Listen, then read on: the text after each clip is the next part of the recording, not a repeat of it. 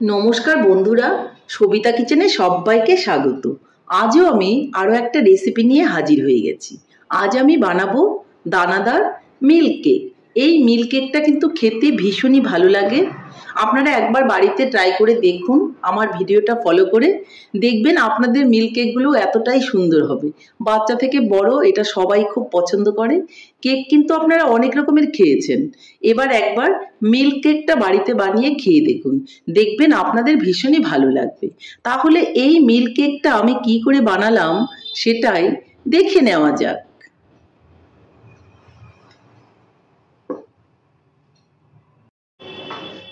বাড়িতেই milk cake বানাতে গেলে প্রথমে কিন্তু আমাকে একটা কড়াই বসিয়ে নিতে হবে, আর তাতে আমি অল্প করে ঘি দিয়ে দেব। ঘিটাকে ভালো করে কড়াইয়ের চারপাশে আমাকে ছড়িয়ে দিতে হবে। ঘিটাকে দেখুন আমি একটুখানি ছড়িয়ে দিচ্ছি, বা এইভাবে আপনারা কড়াইটা ধরে ঘিটাকে একটু কড়াইয়ের সারা গায়ে মেখে দিতে পারেন। এতে কি হবে, আমি যে কেকটা বানাবো মিল্ক কেকটা, সেটা কিন্তু কড়াইয়ের গায়ে লেগে যাবে না। ঘিটাকে আমি লাগিয়ে দিলাম, আর তারপর আমি এর মধ্যে দিয়ে দেব জল। বাটির মধ্যে আমি 2 বাটি জল এখানে দিয়ে দেব।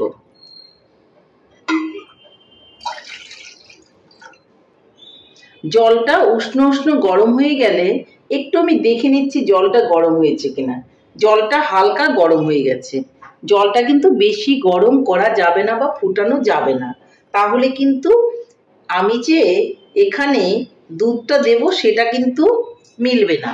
এর মধ্যে আমি এই বাটি দিয়ে গুঁড়ো দুধ দিয়ে দিচ্ছি, আর খুব ভালো করে এইভাবে মিলিয়ে দিচ্ছি। ভালো করে নেড়ে নিব যেন গুঁড়ো দুধটা দলা পাকিয়ে না যায়। এই কাজটা কিন্তু জলটা অল্প ঠান্ডা থাকতে থাকতে করে নিতে হবে। খুব সুন্দর করে করে নিয়েছি। দুধের মধ্যে কিন্তু একটুকু লাম্পস নেই, বা খুব ভালো করে দুধটা কিন্তু মিশে গেছে। এখন এই দুধটাকে আমাকে ফুটিয়ে নিতে হবে। দুধটা কিন্তু খুব ভালো করে দেখুন মিলিয়ে গেছে, একটুও কিন্তু দানা দানা নেই। দেখুন, দেখতেই পাচ্ছেন আপনারা, এই যে এইভাবেই দুধটাকে আমাকে ভালো করে মিলিয়ে নিতে হবে। এই মিল্ক কেকটা কিন্তু খেতে ভীষণই ভালো লাগে। আপনারা একবার বাড়িতে বানিয়ে দেখুন, দেখবেন আপনাদেরও খেতে ভীষণই ভালো লাগবে। দেখুন দুধটা খুব ভালো করে কিন্তু ফুটে গেছে। এখন আমি এর মধ্যে আরো কিছু দুধ দিয়ে দেব, যেটা আমি আগে থেকে জাল করে রেখেছিলাম। সেই দুধটাকেও আমি ঢেলে দিচ্ছি। দেখুন পুরো দুধটাই আমি এখানে দিয়ে দিলাম। এটাকে এখন আমাকে ঘন করে একটু জাল করে নিতে হবে। দুধটা যখন এইভাবে ফুটতে থাকবে তখন এর মধ্যে আমি দিয়ে দিব চিনি। 1 বাটি চিনি আমি দিয়ে দিলাম। মিল্ক কেক কিন্তু একটু মিষ্টি হলেই বেশি ভালো লাগে, কিন্তু আপনারা যদি একটু কম মিষ্টি খেতে চান তাহলে আপনারা মিষ্টিটা কমও দিতে পারেন, তার জন্য কোনো রকম অসুবিধে হবে না। চিনিটা দিয়ে আমি খুব ভালো করে নেড়ে চেড়ে নেব।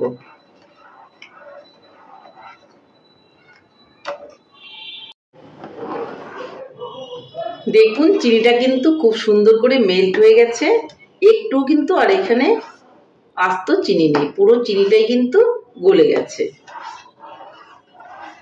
এখন এই দুধটাকে খুব ভালো করে একটু ঘন করে জাল করে নিতে হবে। এর মধ্যে যেহেতু আমি গুঁড়ো দুধ দিয়েছি, এটা কিন্তু ঘন হতে খুব একটা টাইম লাগবে না, খুব তাড়াতাড়ি করেই কিন্তু দুধটা ঘন হয়ে যাবে। দুধটা কিন্তু দেখুন অনেকটাই ঘন হয়ে গেছে। এই দেখুন, আরো একটু ঘন করে নিতে হবে।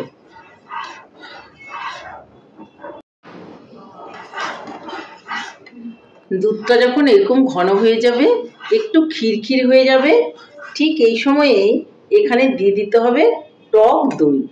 আমি কিছুটা টক দই এর মধ্যে ঢেলে দিলাম।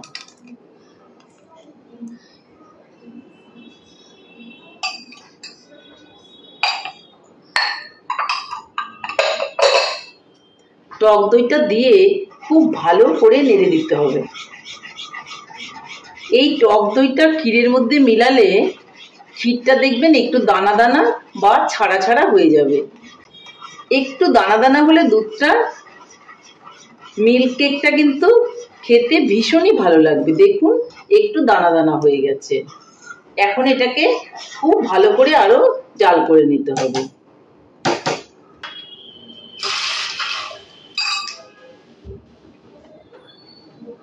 এখন এর মধ্যে দিয়ে দেব আরো 1 চামচের মতো ঘি। খুব ভালো করে নেড়ে চেড়ে এটাকে মিলিয়ে নিতে হবে।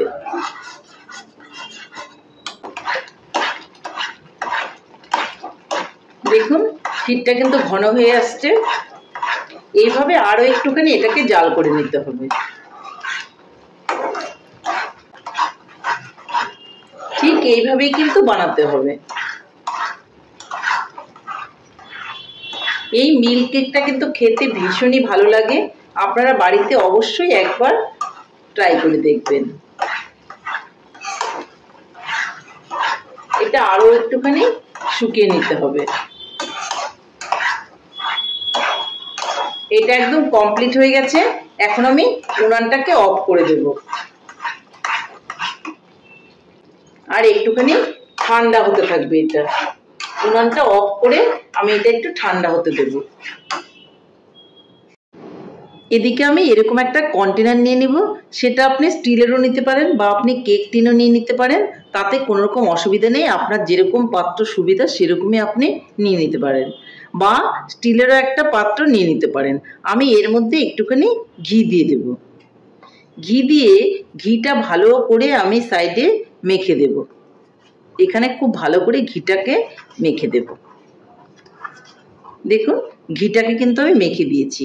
আর একটা কাগজ এভাবে আমি কেটে নিয়েছি। এটা বাটার পেপার হলে খুবই ভালো হয়। আমার কাছে কোনো বাটার পেপার নেই, যার জন্য আমি হোয়াইট কাগজ দিয়ে দিয়েছি। হোয়াইট কাগজ দেওয়ার পর এখানে আবারও একটুখানি ঘি দিয়ে দেব। আপনারা ঘি না দিয়ে সাদা তেলও ইউজ করতে পারেন, তাতে কোনো রকম অসুবিধে হবে না। বাটার পেপারটা না থাকলে এইভাবে হোয়াইট পেপারের মধ্যে ঘিটা আমি মেখে দেব। তাহলে আমার বক্সটা কিন্তু রেডি হয়ে গেল। দেখুন দুধটা যে আমি জাল করেছিলাম সেটা কিন্তু এখন মোটামুটি ঠান্ডা হয়ে গেছে। আর এটাকে আমি এখন এর মধ্যে দিয়ে দেব, এই পাত্রটার মধ্যে দিয়ে দেব।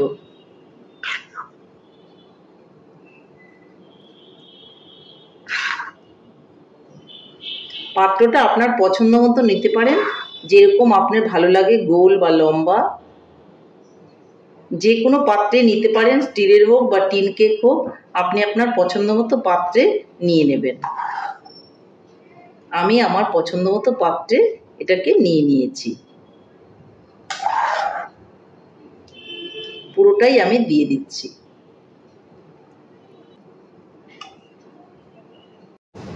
এটা ঢেলে নেওয়ার পর আমি খুব সুন্দর করে এভাবে একটু সমান করে দেব।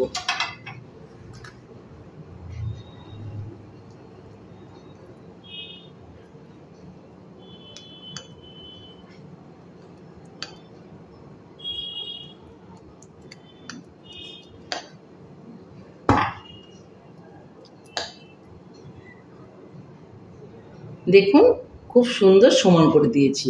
আর একটুখানি এইভাবে ট্যাপ করে দেব, তাহলে কেকটা মাঝখানে কোনো গ্যাপ থাকবে না, খুবই সুন্দর হবে। দেখুন আমার কেকটা কিন্তু ফাইনালি রেডি হয়ে গেছে। আমার মিল্ক কেক কিন্তু ফাইনালি রেডি হয়ে গেছে। এখন এটা একটুখানি ঠান্ডা হতে দেব আমি এটাকে। আমার এটা কিন্তু মোটামুটি ঠান্ডা হয়ে গেছে। এখন এটাকে একটা ঢাকনা দিয়ে দেব। কেকটা আমি একটা ঢাকনা দিয়ে ঢেকে দেব। আর নর্মাল ফ্রিজে এটাকে আমি এখন রেখে দেব। আধ ঘন্টার জন্য রেখে দিলেই কিন্তু এটা খুব সুন্দর হবে। বলেছিলাম 30 মিনিট পর আমি এটা ফ্রিজ থেকে বের করব। এটা কিন্তু আমি নর্মাল ফ্রিজে রেখেছিলাম। আমি কিন্তু কোনো রকম ডিপ ফ্রিজে রাখিনি। নর্মাল ফ্রিজে রাখলেই হবে। বেশিক্ষণ রাখলে আরও বেশি ভালো হবে, তো মিনিমাম আধ ঘন্টা রাখতেই হবে। আমি কিন্তু এটা 1 ঘন্টা রেখে দিয়েছিলাম। 1 ঘন্টা পর আমি আপনাদের দেখাচ্ছি। ঢাকনাটাকে খুলে নেব। দেখুন কি সুন্দর হয়েছে। আর এই যে কাগজটা আমি একটু বাড়িয়ে দিয়েছিলাম, এখন আমি এইভাবে কাগজটা টেনে নেব। দেখুন এই যে আলগা করেই কিন্তু এটা উঠে যাবে। এখন আমি এটা ঢেলে দিচ্ছি প্লেটে।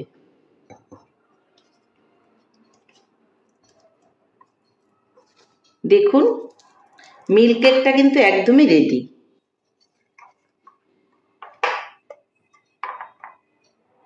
এখন আমি একটা কেটে দেখাচ্ছি যে মিল্ক কেকটা কিরকম হয়েছে।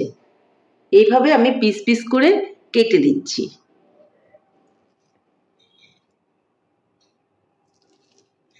খেতে কিন্তু ভীষণই ভালো হয়। বাড়িতে অবশ্যই একবার ট্রাই করে দেখবেন। দেখবেন বারবারই কিন্তু আপনাদের বানাতে ইচ্ছে করছে। এই কেকটা এতই টেস্ট খেতে। আপনারা নানান রকমের কেক খেয়েছেন, এবার একবার মিল্ক কেকটা খেয়ে দেখুন। দেখুন আমি টুকরো টুকরো করে নিয়েছি। এই যে দেখুন এখানে দিয়ে দিচ্ছি এটা। আরও একটা পিস তুলে নিচ্ছি। এই দেখুন, এই দেখুন। এই কেকটা খেতে এতটাই ভালো যে আপনি ফিল করতে পারবেন যখন নিজের হাতে বানাবেন। একটা কেক আমি ভেঙেও দেখাচ্ছি। দেখুন, এই দেখুন কত সুন্দর দানাদার হয়েছে। তাহলে এই মিল্ক কেকটা আপনারা ঝটপট বাড়িতে বানিয়ে ফেলুন। আমার মিল্ক কেকটা কিন্তু একদমই রেডি হয়ে গেছে। আপনাদের দেখিয়েও দিলাম, কেটেও দেখিয়ে দিলাম। তাহলে বন্ধুরা আমার রেসিপিটা আপনাদের কেমন লেগেছে? আমার রেসিপিটা যদি আপনাদের ভালো লাগে তাহলে লাইক, শেয়ার, কমেন্ট করতে ভুলবেন না।